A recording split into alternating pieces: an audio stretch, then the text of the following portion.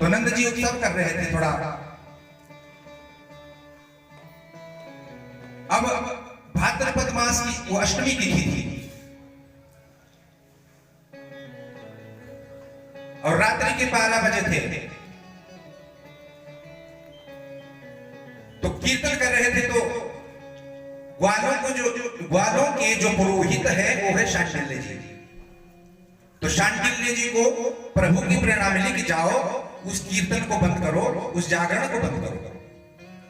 शांडिल्य मुनि आए, उन्होंने नंद जी से कहा कि महाराज बहुत रात्रि हो गई है, सुबह जो है शुभ समाचार मिलेगा, इसलिए अब सभी को सो जाना चाहिए।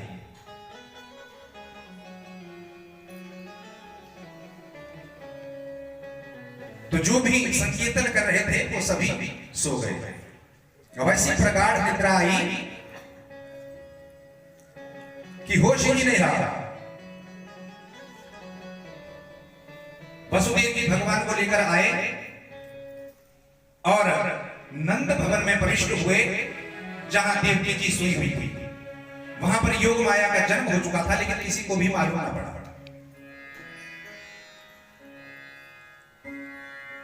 अब वसुदेव जी ने कान्हा को तो रखा यशोदा मैया के बगल में और योग माया को उठाया और वहां से लेकर के चले गए। बंधुओं, जब हमारा परमात्मा से संबंध जो है वो विच्छेद होता है, तब माया जीव को ग्रसित करती है। जब तक हम परमात्मा के सन्निकट रहेंगे तब तक माया हमारा कुछ भी नहीं बिगाड़ सकती।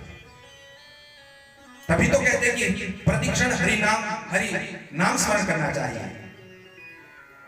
प्रतिक्षण हरि शरणम, परमात्मा की शरण में रहना चाहिए।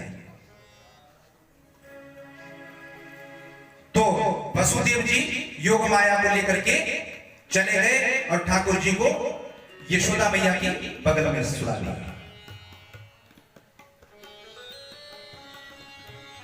अब जब मथुरा पहुंचे तो कंस को जैसे पता चला, कंस कारागार में आया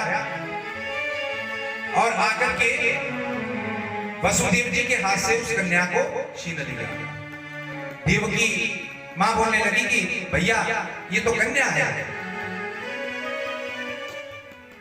लेकिन कंस ने एक नहीं सुनी।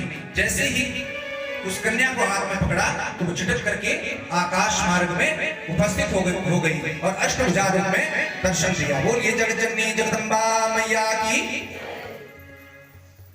और कहा कि हे कंस, तू मुझे मारना चाहता था, लेकिन तेरा काल तो उत्पन्न हो चुका है। अब कंस भयभीत हो गया, डर गया और मन में विचार कर रहा है कि आजकल आकाशवाणी भी झूठी होती है, ऐसा कंस सोच रहा है।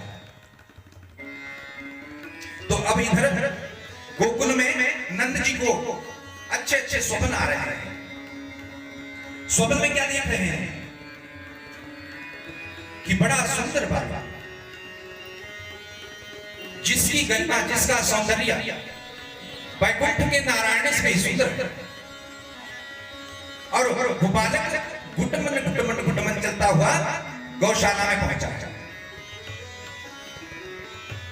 प्रातः काल हुआ है, प्रातः काल का ये स्वप्न है ब्रह्म मुहूर्त का। ब्रह्म मुहूर्त का जो स्वप्न होता है, कहते हैं कि वो सत्य होता है, और तभी तो कहते हैं कि ब्रह्म मुहूर्त में जाग जाना चाहिए। ब्रह्म मुहूर्त हरि नाम स्मरण करने का सर्वश्रेष्ठ काल है। जिसके ऊपर देवताओं की छाया है, जिसको परमात्मा का आशीर्वाद है, वो ब्रह्म मुहूर्त में उठ जाता है।